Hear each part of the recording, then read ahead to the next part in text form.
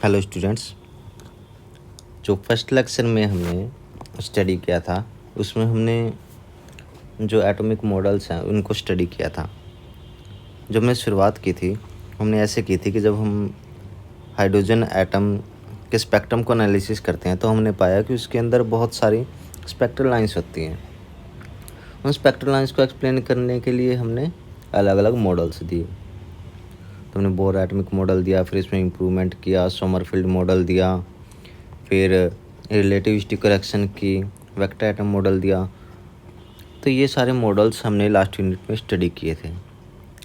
इस यूनिट के अंदर हम क्या स्टडी करेंगे कि जब हम किसी एटम को मैग्नेटिक फील्ड में रख देते हैं, एक्सटर्नल फील्ड में रख देते हैं, जैसे अब एक्सटर्नल फील्ड मैग्नेटिक फील्ड भी हो सकता है या फिर इलेक्ट्रिक फील्ड भी हो सकता है। तो जब हम एक्सटर्नल फील्ड में किसी एटम को रखते हैं तो उसकी जो स्पेक्ट्रल लाइंस हैं उन पर क्या असर पड़ता है।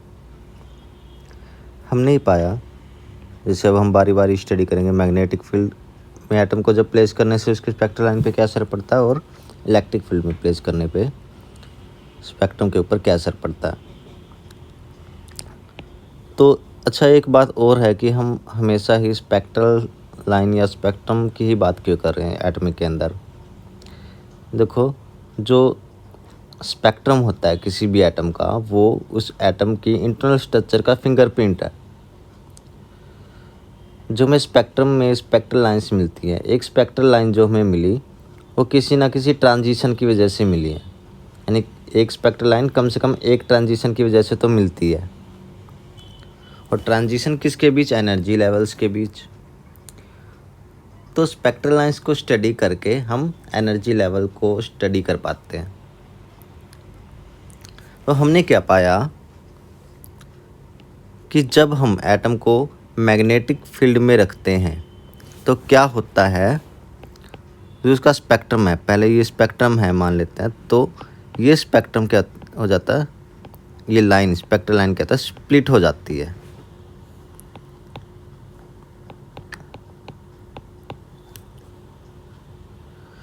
तो पहले एक लाइन मिल रही थी, अब 3 लाइन मिल रही है। एक स्पेक्ट्रल लाइन के लिए कम से कम एक ट्रांजिशन चाहिए, तो यहाँ पर 3 लाइन्स हैं तो कम से कम 3 ट्रांजिशंस तो यहाँ पे होने चाहिए।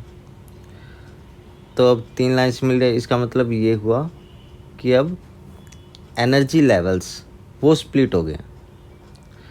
एनर्जी लेवल स्प्लिट होने की वजह से ट्रांजिशंस बढ़ गए और ट्रांजिशन बढ़ने की वजह से हमें ज़्यादा स्पेक्ट्रल लाइन्स यहाँ पर नज़र आ रही हैं। तो इस इफ़ेक्ट को splitting of spectral line in the presence of magnetic field, इसको स्टडी किया जीमन ने। उसी के नाम पे इस इफ़ेक्ट को जीमन इफ़ेक्ट कहते हैं। तो पहले मैग्नेटिक फील्ड के प्रेजेंस की बात कर रहे हैं। जीमन इफ़ेक्ट क्या होता है?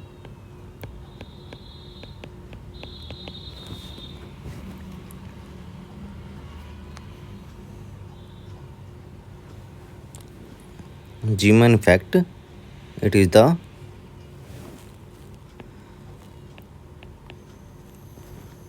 phenomena of splitting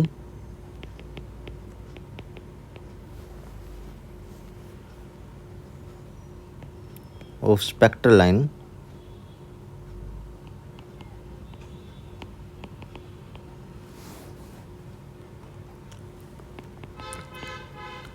into a number of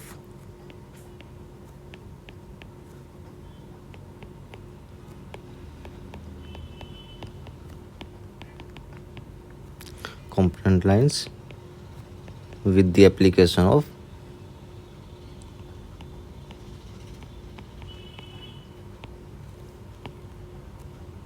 magnetic field।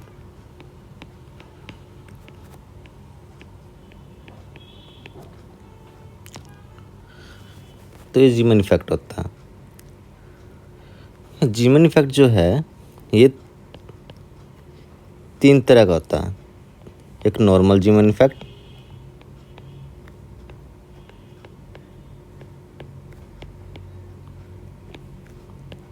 एक अनोमलस जीमन इफेक्ट,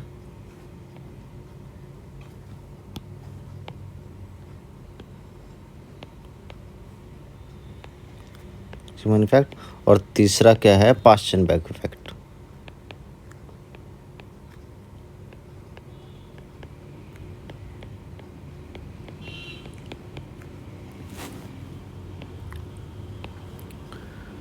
तो इन तीनों इफेक्ट्स को हम बारी बारी स्टडी करेंगे और इसमें देखें कि एक दूसरे से कैसे अलग अलग हैं।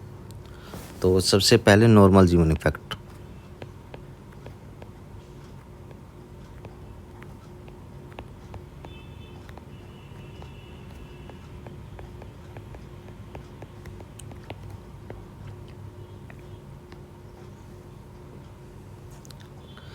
जो नॉर्मल जीमन इफेक्ट होता है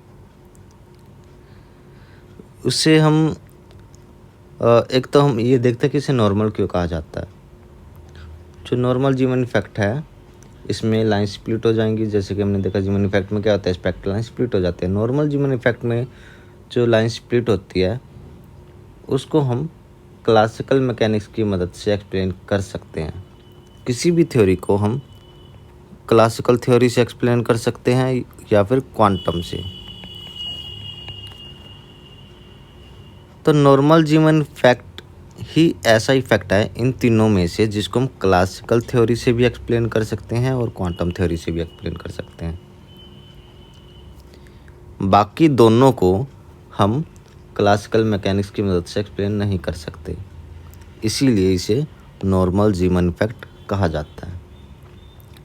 दूसरी बात, नॉर्मल जीमन इफेक्ट किन एटम्स में हमें देखने को मिलता है। नॉर्मल जीमन इफेक्ट के लिए जो कंडीशन है वो है कि spin magnetic moment, total spin magnetic moment ये 0 होना चाहिए। अब स्पिन मैग्नेटिक मोमेंट क्या होता है, हमें पता है कि इलेक्ट्रॉन के साथ एक इंट्रिंसिक स्पिन एसोसिएटेड होती है जिसकी वजह से इसका स्पिन एंगुलर मोमेंटम होता है और स्पिन मैग्नेटिक मोमेंट होता है। स्पिन मैग्नेटिक मोमेंट इसकी वैल्यू क्या हो सकती है, ±1/2 h क्रॉस।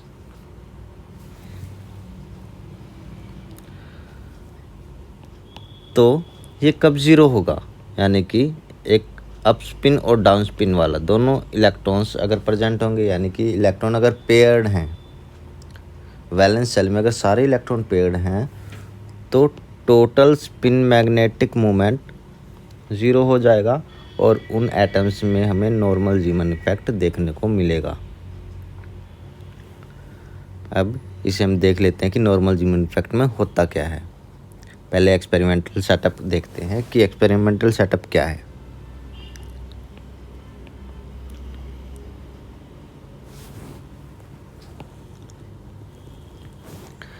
ये कैनोनिकल ट्यूब बना दिया यहाँ पर हम, जिसके बीच में से ये होल ड्रिल कर रखा है। ये बीच में ये आर पार देखा जा सकता है इस ट्यूब के। यहाँ पर ये दूसरी कैनोनिकल ट्यूब है, ये पेयर ऑफ कैनोनिकल ट्यूब्स हैं। दूसरे में भी ड्रिल कर रखा है जैसे इसमें इस वाले में कर रखा है, और इसको हमने अटैच कर दिया इलेक्ट्रोमैग्नेट से। एक कॉइलिंग कर रखा है और यहाँ पर एक बैटरी अटैच कर रखी है, और यहाँ पर हमने की बना दी और यहाँ पर ये इलेक्ट्रोमैग्नेट्स हैं। तो जब इलेक्ट्रोमैग्नेट्स ऑन होंगे तो ये जो ट्यूब्स हैं एक नॉर्थ पोल हो जाएगी, एक साउथ पोल हो जाएगी और मैग्नेटिक फील्ड अप्लाई हो जाएगा। इसके बीच में जो भी हमारे पास सैंपल है, जैसे कि सोडियम गैस है, सोडियम या फिर हाइड्रोजन गैस है, उसको हम अगर इसके स्पेक्ट्रम के ऊपर इफेक्ट देखना चाहते हैं मैग्नेटिक फील्ड का, तो हम वही सैंपल इसके अंदर प्रेजेंट है।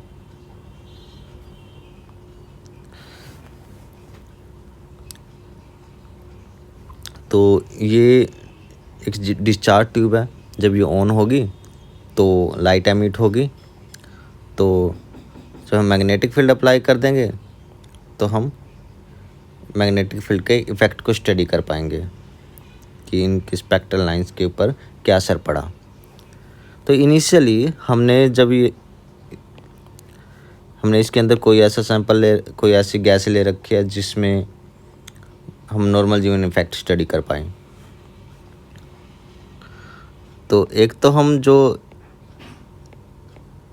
इस फैक्ट को स्टडी करेंगे कि इस डायरेक्शन में स्टडी करेंगे, और दूसरा इस डायरेक्शन में ये परपेंडिकुलर डायरेक्शन है, एक इस डायरेक्शन में हम स्टडी कर रहे हैं और एक इस डायरेक्शन में मैग्नेटिक फील्ड के इफेक्ट को स्टडी कर रहे हैं। जब इनिशियली जब मैग्नेटिक फील्ड हमने नहीं लगाया, जब ये ओपन है, तो क्या हमने देखा, मान लेते हैं कि हमें स्पेक्ट्रम मिला, एक स्पेक्ट्रल लाइन हमें यहाँ पर ये मिली, और इस डायरेक्शन में देखा तो हमने यहाँ पे एक स्पेक्ट्रल लाइन हमें मिल रही है, स्पेक्ट्रल लाइन है, और इसकी फ्रीक्वेंसी क्या है, म्यू नॉट। फिर हम क्या करते हैं, फिर हम मैग्नेटिक फील्ड को ऑन कर देते हैं। हमने इस मैग्नेटिक फील्ड को ऑन कर दिया, तो मैग्नेटिक फील्ड को ऑन करने से क्या होगा, एक नॉर्थ पोल बन जाएगा, एक साउथ पोल बन जाएगा, और मान लेते हैं मैग्नेटिक फील्ड इस डायरेक्शन में अप्लाई हो गया। तो ये वाली जो डायरेक्शन है, ये direction along the direction of magnetic field, हमने क्या पाया कि हमें न्यू नोट फ्रिक्वेंसी की लाइन यहाँ पे नज़र नहीं आती, यहाँ पे दो लाइंस और नज़र आती हैं, एक की फ्रिक्वेंसी ज़्यादा है और एक की फ्रिक्वेंसी कम है, और ये जो दोनों लाइंस है ये सर्कुलरली पोलराइज्ड है। इनिशियल लाइन जो थी ये पोलराइज्ड नहीं थी, लेकिन ये दो लाइंस जो मिली इन्हें हम सर्कुलरली पोलराइज्ड लाइट कहते हैं, और सर्कुलरली पोलराइज्ड लाइट थी ये, और इनको हम सिग्मा कंपोनेंट कहते हैं। और जब हमने परपेंडिकुलर, ये जो डायरेक्शन है ये डायरेक्शन क्या थी, along the direction of magnetic field, और जब हम परपेंडिकुलर डायरेक्शन इस बी के, ये बी जो है इसके परपेंडिकुलर डायरेक्शन में हम जब स्टडी करते हैं तो हमने क्या पाया, हमें तीन लाइंस मिली इस एक लाइन की जगह। एक की फ्रीक्वेंसी न्यू नोट है, एक की फ्रीक्वेंसी बढ़ गई और एक की फ्रीक्वेंसी कम हो गई। इनको सिग्मा कंपोनेंट कहते हैं और इसको पाई कंपोनेंट कहते हैं। और ये जो लाइंस है ये भी पोलराइज्ड लाइट हैं। इसमें जो ये वाले कंपोनेंट्स हैं सिग्मा कंपोनेंट, इनकी डायरेक्शन और पोलराइजेशन क्या है, perpendicular to this magnetic field. और जो पाई कंपोनेंट है इनके जो वाइब्रेशंस हैं वो along the direction of magnetic field है। तो ये भी पोलराइज्ड है, ये भी पोलराइज्ड है। ये हमें मिला नॉर्मल जीमन इफेक्ट में। तो अब हम इसे एक्सप्लेन करते हैं। तो एक्सप्लेन करने के लिए इसमें हम, क्योंकि हम इसे क्लासिकल मैकेनिक्स की मदद से भी एक्सप्लेन कर सकते हैं और क्वांटम मैकेनिक्स की मदद से भी। तो पहले हम देखते हैं कि क्लासिकल मैकेनिक्स, जो क्लासिकल थ्योरी है,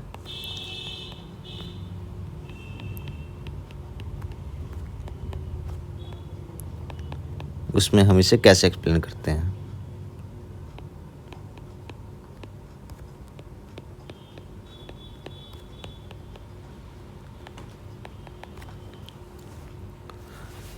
क्लासिकल मैकेनिक्स में हम ये मानते हैं कि जब कोई एटम, ये एटम है और ये इस ऑर्बिट में, सर्कुलर ऑर्बिट में इलेक्ट्रॉन घूम रहा है, तो जिस फ्रीक्वेंसी से ये घूम रहा होता है उसी फ्रीक्वेंसी की लाइट ही एमिट होती है। तो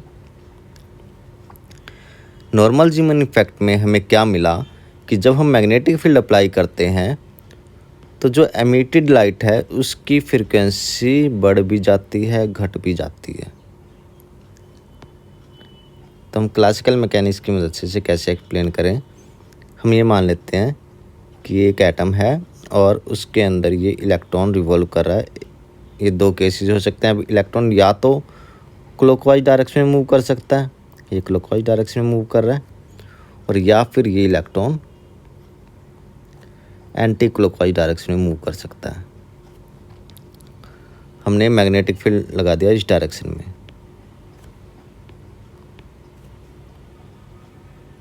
ये सर्कुलर ऑर्बिट है दोनों। तो हमें ये पता है कि जब भी कोई चीज़ सर्कल में मूव करती है तो सेंट्रीपिटल फोर्स की ज़रूरत होती है इसे मूव करने के लिए। तो सेंट्रीपिटल फोर्स इस केस में क्या है, यहाँ पर क्या है सेंट्रीपिटल फोर्स? सेंट्रीपिटल फोर्स क्या होता है? M R omega not square. ये centripetal force due to attraction of the between the nucleus and electron की वजह से आया है। तो सेंट्रीपिटल फोर्स ये है इस यहाँ पर। तो जब हमने मैग्नेटिक फील्ड लगाया, मैग्नेटिक फील्ड लगाने से जो इसके ऊपर फोर्स लगेगा वो क्या होता है? Minus E V cross B. अब हमें ये देखना है कि ये जो फोर्स लग रहा है, अब ये सेंट्रीपिटल फोर्स जो होता है वो हमेशा सेंटर की तरफ ही लगता है, लेकिन यहाँ पर जब हमने मैग्नेटिक फील्ड लगाया तो जो फोर्स लगा उसकी डायरेक्शन क्या होगी? क्या वो opposite to the centripetal force होगी या फिर along the direction of centripetal force होगी? ये हमें देखना है। तो अब हमें क्या करना है, इस मैग्नेटिक फील्ड की डायरेक्शन निकालने के लिए हम क्या करेंगे? फ्लेमिंग लेफ्ट हैंड रूल का इस्तेमाल करेंगे। तो इसमें क्या होता है कि हम लेफ्ट हैंड में अपने थंब, पॉइंटिंग फिंगर या फोर फिंगर और मिडल फिंगर, इसको ऐसे कर्ल करो कि ये तीनों म्यूचुअली परपेंडिकुलर हो। इसे करके देखना पड़ेगा, साथ साथ करोगे तभी ये समझ जाएगा कि कैसे है। अब क्या करना है, जो तुम्हारी फोर फिंगर है, फोर फिंगर को along the direction of field रखना है, मैग्नेटिक फील्ड, यानी कि अपवार्ड डायरेक्शन में रखना है। और अब जो मिडल फिंगर है इसको along the direction of current रखना है। इलेक्ट्रॉन अगर इस डायरेक्शन में मूव कर रहा है तो करंट की डायरेक्शन क्या होगी? ये डायरेक्टली इनवर्ड। ये करंट, ये वेलोसिटी की डायरेक्शन है, तो करंट की डायरेक्शन अपोजिट होगी क्योंकि इलेक्ट्रॉन पे नेगेटिव चार्ज है। तो जो मिडल फिंगर है वो डायरेक्टली इनवर्ड डायरेक्शन में होगी। तो जब तुम ऐसे देखोगे तो तुम्हें पता चलेगा कि जो थंब है वो इस डायरेक्शन में, अवे फ्रॉम द सेंटर, यानी opposite to the centripetal force point कर रहा है। तो इसकी डायरेक्शन क्या आएगी? Away from the centre.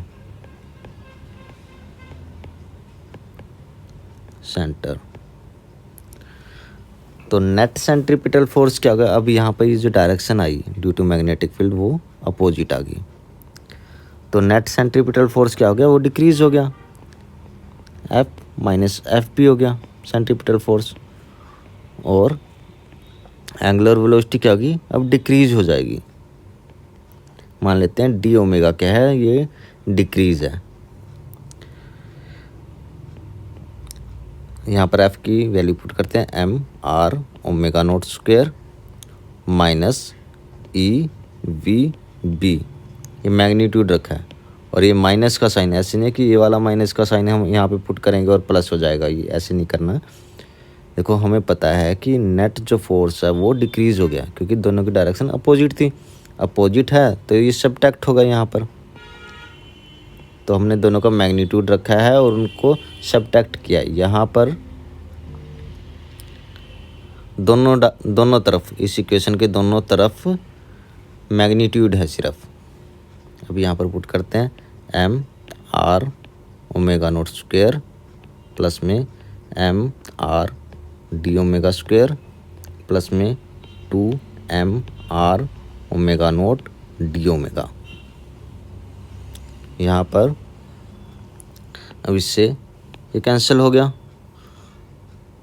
यहाँ पर ये माइनस का साइन आएगा।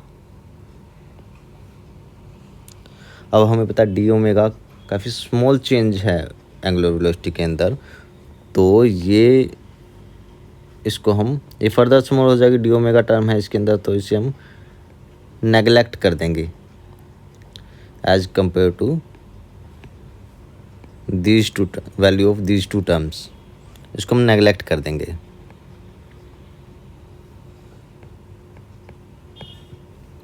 तो हमारी जो इक्वेशन बची इसमें सिर्फ ये टर्म्स बची, ओमेगा नॉट डी ओमेगा,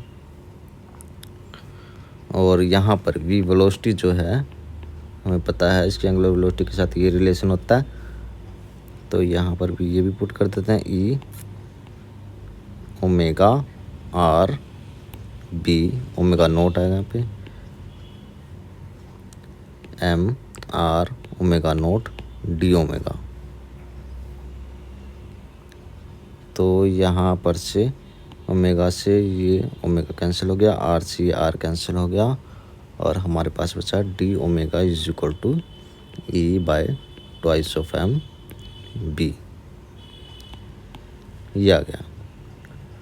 तो ये क्या, ये इंक्रीज़ हो गया, इतना इंक्रीज़ हुआ। और सेकंड केस में यहाँ पर जब हम इस केस में देखेंगे तो क्लॉकवाइज जब इलेक्ट्रॉन मूव कर रहा था तो यहाँ पर क्या आया, डिक्रीज़ हो गया, जो एंगुलर वेलोसिटी इसमें डिक्रीज़ हो गया।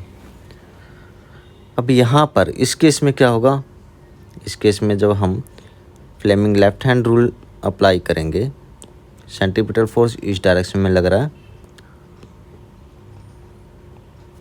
तो force due to magnetic field उसकी डायरेक्शन भी क्या होगी, टुवार्ड द सेंटर होगी। तो उस केस में ये दोनों ऐड हो जाएंगे, तो ऐड हो जाएंगे तो फ्रीक्वेंसी क्या होगी, इंक्रीज हो जाएगी। तो यहाँ पर M R omega not square plus में E V B M, magnitude put किए हैं यहाँ पर भी, omega note D omega square, और यहाँ पर क्या आ जाएगा, D omega is equal to E by 2m B. लेकिन इस केस में जो फ्रीक्वेंसी है वो इंक्रीज हो गई, जो डी दोनों केस में को हम ऐसे करके कंबाइन करके लिख देते हैं, plus minus E by twice M B, ये आ गया। इसे इन टर्म्स ऑफ फ्रीक्वेंसी लिख लेते हैं।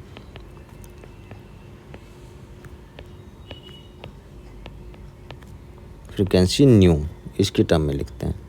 अब न्यू क्या होता है, ओमेगा क्या होता है, omega is equal to 2 pi nu होता है, डेरिवेटिव कर दो इसका, 2 पाई डी न्यू आ गया। तो इसे इक्वेशन नंबर 1 मान लेते हैं, इसे पुट करते हैं, 2 pi D nu is equal to plus minus E by twice M B, D nu क्या आ गया, plus minus E by 4 pi M B, ये आ गया।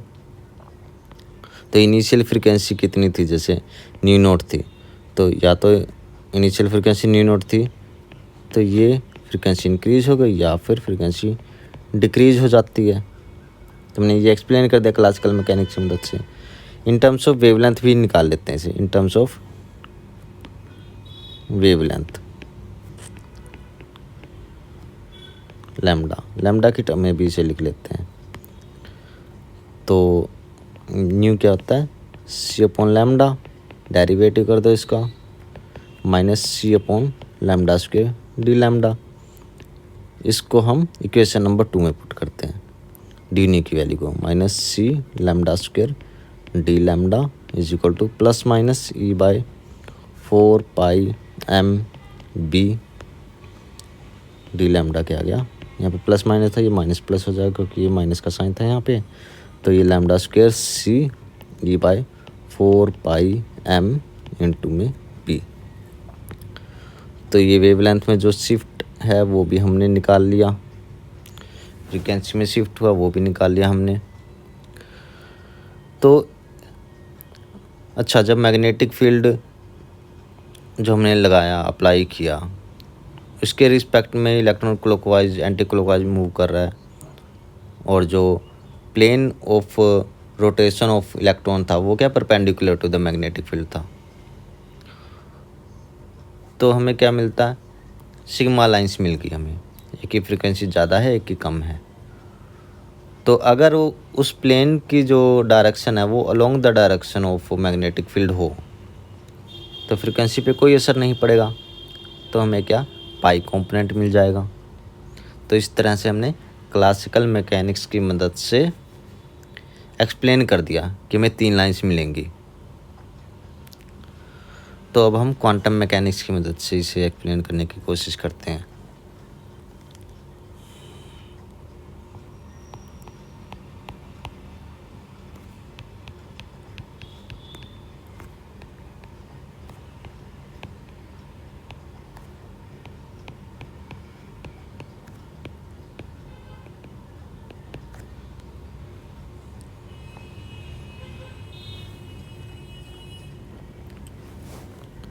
अच्छा, क्वांटम मैकेनिक्स में हमने इसको कैसे एक्सप्लेन करना है, जैसे हमने लास्ट यूनिट में फर्स्ट यूनिट में किया था। जब मैग्नेटिक फील्ड अप्लाई करते हैं तो क्या होता है, तो ऑर्बिटल मैग्नेटिक मोमेंट और स्पिन मैग्नेटिक मोमेंट ये मैग्नेटिक फील्ड के साथ इंटरेक्ट करते हैं, और उस इंटरेक्शन की वजह से क्या होता है, मैग्नेटिक फील्ड के अबाउट ये एल यानी कि ऑर्बिटल टोटल ऑर्बिटल मोमेंट या फिर स्पिन मोमेंट या फिर जे, ये क्या करते हैं, ये इसके अबाउट ऐसे प्रिसेस करने लगते हैं मैग्नेटिक फील्ड के अबाउट। अब हमारे केस में नॉर्मल जीवन इफेक्ट में टोटल स्पिन मैग्नेटिक मोमेंट तो 0 है, तो जस्ट एल बचा। तो एल क्या करता है, एल जो ऑर्बिटल मोमेंट है वो बी के अबाउट प्रिसेस करने लगता है। इससे हम एल या फिर पी एल लिख लेते हैं। तो ये प्रिसेस करने लगता है, तो interaction energy in this case क्या होगी, तो इंट्रैक्शन एनर्जी हमें निकालनी है, जो हमें चेंज इन द फ्रीक्वेंसी जो हुआ किसी भी केस में, नॉर्मल जीवन इफेक्ट में, पास्चन बैक इफेक्ट में, या जो अनोमलस जीवन इफेक्ट, हम तीनों केसेस करेंगे उसमें हम ये इंट्रैक्शन एनर्जी निकाल लेंगे। तो मैग्नेटिक फील्ड क्या करता है, इंट्रैक्ट करता है म्यू एल या म्यू एस के साथ या म्यू जे के साथ, तो इसकी वजह से ये एल एस या जे ये प्रिसेस करने लगते हैं बी के अबाउट। तो इंट्रैक्शन एनर्जी क्या होती है, change in kinetic energy of the electron due to this interaction due to this precession. वो हमने लास्ट यूनिट में जैसे किया था वैसे ही हम इस यूनिट में अब इसे निकाल लेंगे। तो ये इंट्रैक्शन एनर्जी किसकी वजह से आई है, ये due to interaction between L and B, इसके इंट्रैक्शन की वजह से। और ये किसके इक्वल होता है, omega L Larmor frequency multiply by projection of P L along B. तो ओमेगा एल ये म्यू एल पी एल इसका ratio multiply by applied magnetic field, और ये क्या क्या पी एल कोस थीटा। अब पी एल यहाँ पर क्या है, पी एल जो है ये एल स्टार एच क्रॉस है, जहाँ पर एल स्टार क्या होता है, square root of L L plus 1 इसके इक्वल होता है, ये निकल रखा है। तो mu L by P L in case of orbital motion ये होता है 1 multiply by E by 2m into में बी, और यहाँ पर आ जाएगा L star H cross cos theta. Constant term को एक साथ लिख लेते हैं, E H cross twice M, यहाँ पर आ गया बी, यहाँ पर आ गया एल स्टार कोस थीटा। अभी ये होता है bore magnetron, mu be constant है बी, और ये मैग्नेटिक क्वांटम नंबर हो गया। ये प्रोजेक्शन ऑफ पी एल या L along the direction of field, वो क्या होता है? मैग्नेटिक मोमेंट होता है,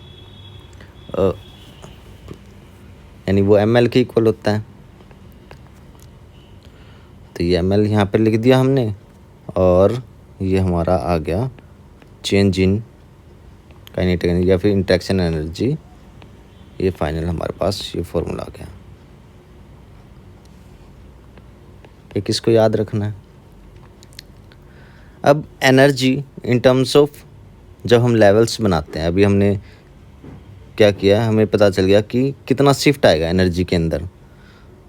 तो जब हम एनर्जी लेवल को ड्रॉ करेंगे, उसके लिए हमें टर्म वैल्यू का पता होना चाहिए, energy in term of term value. तो वो क्या होता है, इसको एच से डिवाइड करना है, म्यू नॉट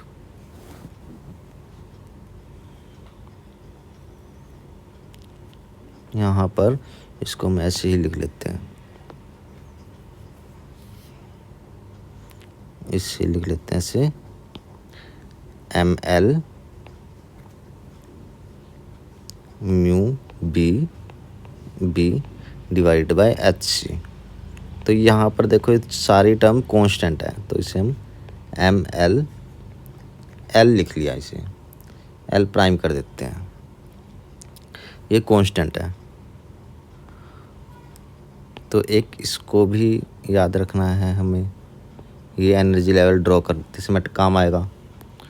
तो टर्म वैल्यू ऑफ लेवल्स क्या हो जाएगी, ऑफ लेवल, कोई भी एनर्जी लेवल है इंटरेक्शन के बाद उसकी टर्म वैल्यू हो जाएगी T is equal to T naught. T naught क्या है, पहले जब कोई मैग्नेटिक फील्ड नहीं लगाया उसमें इंटरेक्शन एनर्जी ऐड होगी। तो ये ऐसे आ गया। तो अब हमें क्या करना है, इनकी मदद से, जो हमने अभी डेरिवेशन किया है, इसकी मदद से हम क्या एक्सप्लेन करेंगे कि तीन जो लाइन आई थी, सिग्मा कंपोनेंट एंड पाई, दो सिग्मा कंपोनेंट और पाई कंपोनेंट, वो कैसे आए। तो in the absence of magnetic field,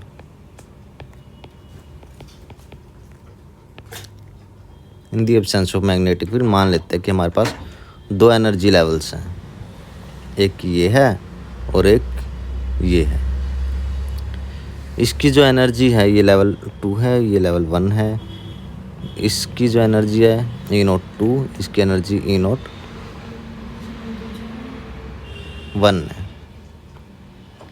तो अगर ट्रांजिशन होगा इनके बीच में, तो जो फ्रिक्वेंसी, जिस फ्रिक्वेंसी का फोटोन निकलेगा उसकी एनर्जी क्या होगी, ये H nu is equal to E naught 2 minus E naught 1। अब हमने क्या किया, मैग्नेटिक फील्ड अप्लाई कर दिया।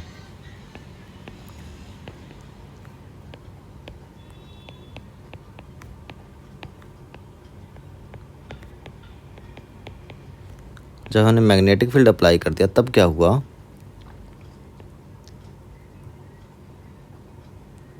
इनकी एनर्जी चेंज हो जाएगी। मान लेते हैं चाहे वो इंक्रीज हो या डिक्रीज हो, वो चेंज आ गया इनकी एनर्जी के अंदर।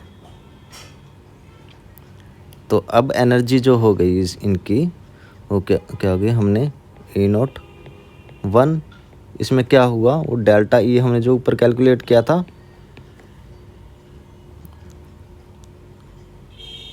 ओके, यहाँ पर इसको हम क्या मान लेते हैं, इसको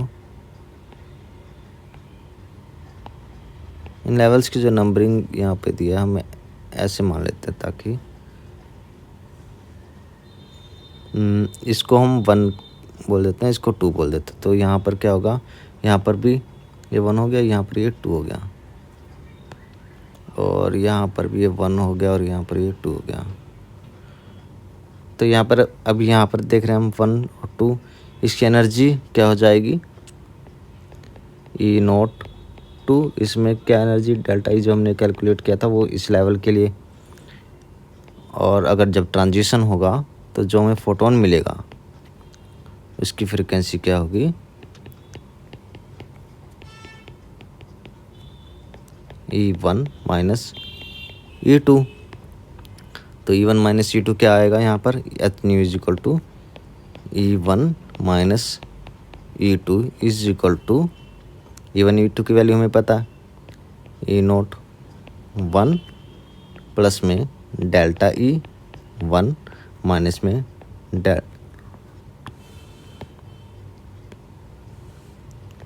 E0 2 माइनस डेल्टा E2।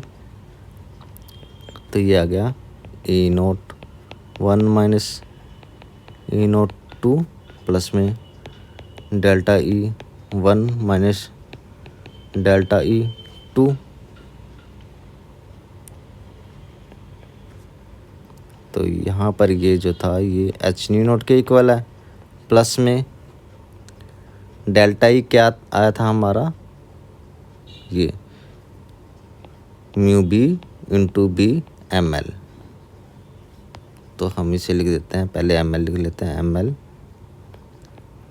इस केस के लिए mu B into B minus में M L two second level के लिए जो एम एल की वैल्यूज आएंगी म्यू बी बी। तो यहाँ पर एम ये आ गया ये, और M L 1 minus M L 2 mu B B H U not delta M L mu B two B H nu. Frequency क्या आ गई यहाँ पर, nu is equal to nu not plus में delta M L mu B B divide by H. तो ये आ गया। अब सिलेक्शन रूल जो हैं, अब लेवल्स हमने बना लिए कि लेवल स्प्लिट हो जाते हैं, उनकी एनर्जी चेंज हो जाती है in the presence of magnetic field. तो ट्रांजिशंस के लिए कि लेवल्स किस लेवल से किस लेवल में इलेक्ट्रॉन का ट्रांजिशन हो सकता है, वो ट्रांजिशन रूल इस केस में क्या है, डेल्टा एम एल 0 या प्लस माइनस 1 हो सकता है।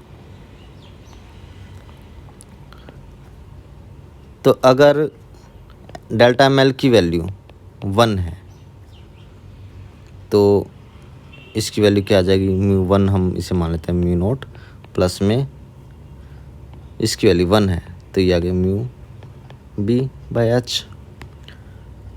अगर डेल्टा एम एल की वैल्यू -1 है तो क्या आया,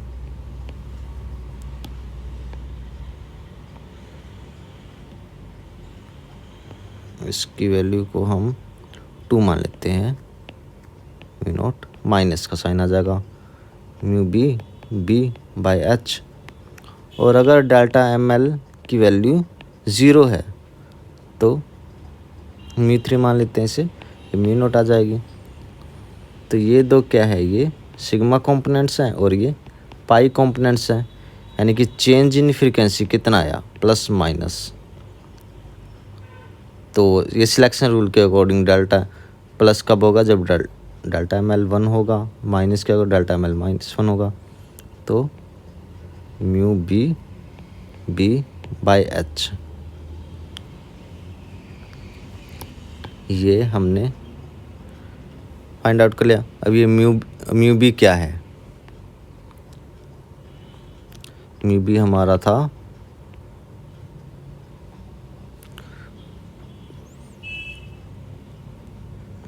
ई H cross by twice of M, यानी कि ऐसे पुट कर लेते हैं E H by 4 pi M.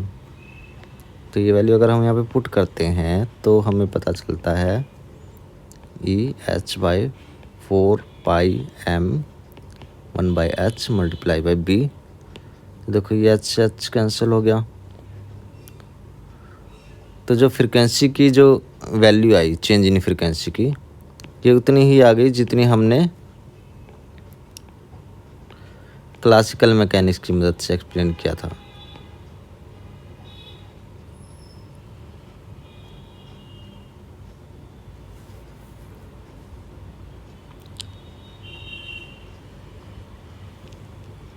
तो यहाँ पर हमने इसे क्लासिकल मैकेनिक्स की मदद से भी एक्सप्लेन कर दिया।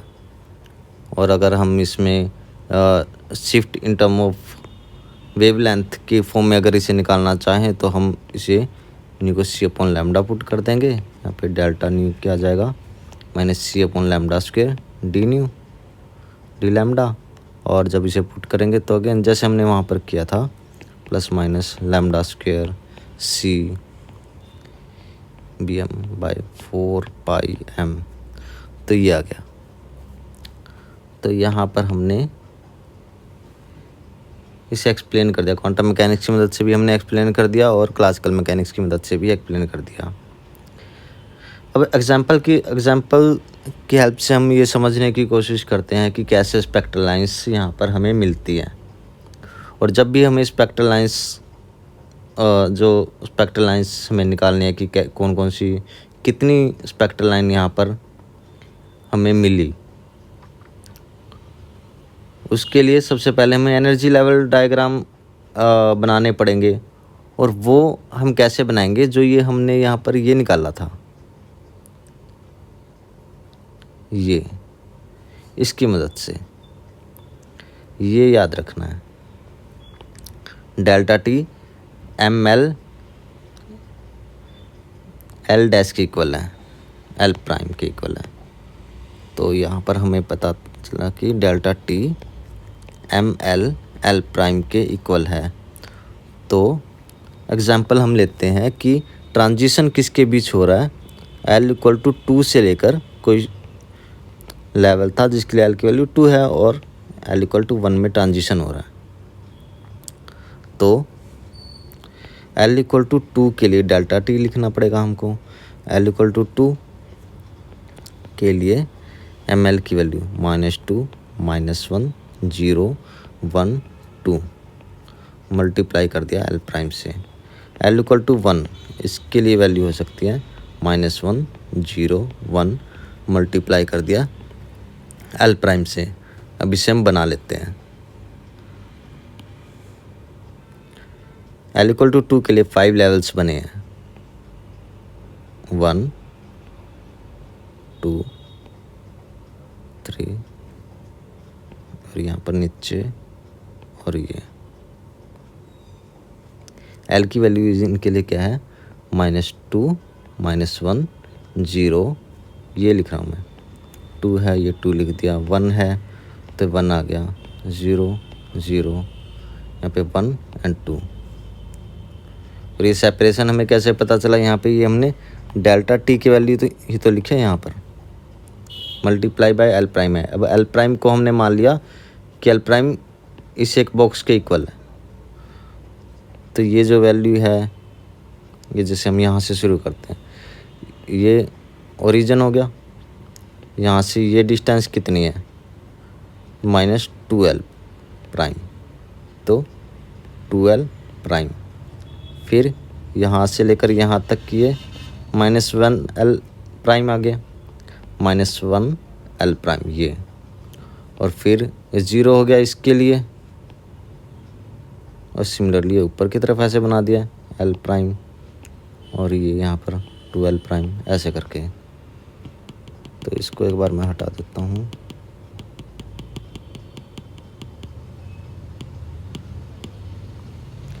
अब सिमिलरली हम यहाँ पर एल इक्वल टू 1 के लिए भी बना देते हैं।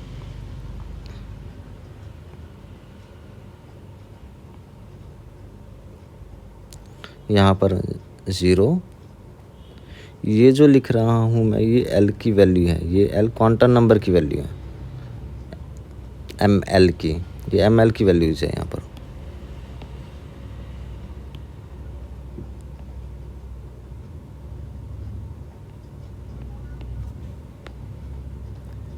तो यहाँ पर ये वैल्यू है -1 और यहाँ पर है +1।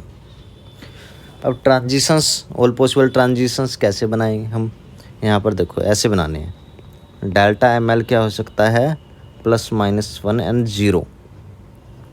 तो देखो यहाँ से शुरू करो, ये डॉट बनाओ, यहाँ पर एक डॉट बनाया, यहाँ पर डॉट बनाया, -1 -1 इनके साथ लिख लो। यहाँ पर डॉट बनाया, यहाँ पर डॉट बनाया, यहाँ पर डॉट बनाया, 0 0 0 लिख लो इसके साथ। फिर यहाँ पर डॉट, यहाँ पर डॉट एंड यहाँ पर डॉट बनाया, +1 +1 ऐसे लिख लिया। अब ट्रांजिशंस बनाते हैं हम। -1 में ऐड करो -1, -2 आ गया तो इसको -2 से मिला दिया। -1 ऐड करो 0 से, -1 आया तो इसको -1 से मिला दिया। -1 को ऐड किया +1 से, 0 आ गया तो इसको 0 से मिला दिया। अब 0 में ऐड किया, 0 में ऐड करो -1 को, -1 आया तो ये इसको -1 से मिला दिया। 0 में 0 को ऐड किया, 0 आ गया, इसको इससे मिला दिया। 0 में +1 ऐड किया तो 1 आ गया, इससे मिला दिया। अब +1 -1 0 आ गया तो इसको 0 से मिला दिया। अब इसे 0 +1 इससे मिला कर दिया तो 1 आ गया। अब +1 ऐड किया, 2 आ गया तो इसको 2 से मिला दिया। तब जिन लाइंस के लिए अब हमने ऊपर देखा था कि -1 एंड +1 है तो वो क्या सिग्मा कंपोनेंट्स मिल रहे हैं हमें, और जब डेल्टा ML की वैल्यू कितनी है 0 तो हमें पाई कंपोनेंट मिल रहे हैं। तो ऐसे करके हमें sigma components and pi components मिल जाते हैं।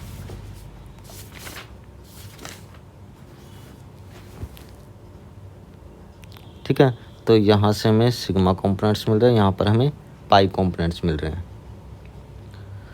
तो यहाँ पर टोटल नंबर ऑफ कंपोनेंट्स कितने हैं, 9 मिल रहे हैं हमें।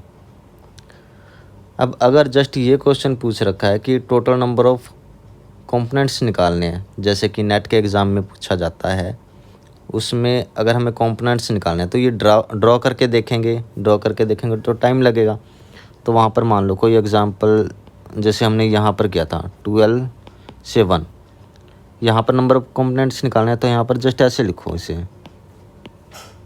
2, इसके लिए 0 1। अब सिलेक्शन रूल क्या है, +1 -1 एंड 0। तो देखो ये ट्रांजिशंस पॉसिबल है।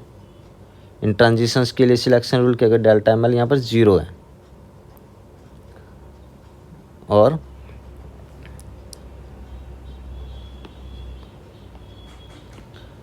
ये इनके लिए क्या है, सिलेक्शन यहाँ पे डेल्टा ML क्या है +1, 3 ट्रांजिशंस की होगी। सिमिलरली अगर मैं ये इनको ऐसे बना देता हूँ, ये एंड ये, तो यहाँ पर टोटल 9 ट्रांजिशंस होगी। तो यहाँ पर सीधा हम 9 ट्रांजिशंस ऐसे करके निकाल सकते हैं, बता सकते हैं कि 9 ट्रांजिशंस हैं। अगर मान लेते हैं कि ये ऐसे करके पूछा हुआ है, टोटल नंबर ऑफ ट्रांजिशंस बनाने हैं तो -3 -2 -1 0 1 2 3, और 2 के लिए -2 -1 0 1 2 किया गया। और ट्रांजिशंस यहाँ पर डेल्टा ML 0 के लिए 5 ट्रांजिशंस पॉसिबल हैं। सिमिलरली ये वाली ट्रांजिशंस पॉसिबल होंगी, और सिमिलरली ये वाली ट्रांजिशंस पॉसिबल होंगी। टोटल 5 × 3 15 ट्रांजिशंस पॉसिबल हैं। तो ये बड़ा ही सिंपल है ऐसे निकालना। इसके बाद हम अनोमली जीवन इफेक्ट करेंगे, बिल्कुल ऐसा है जैसे ये था।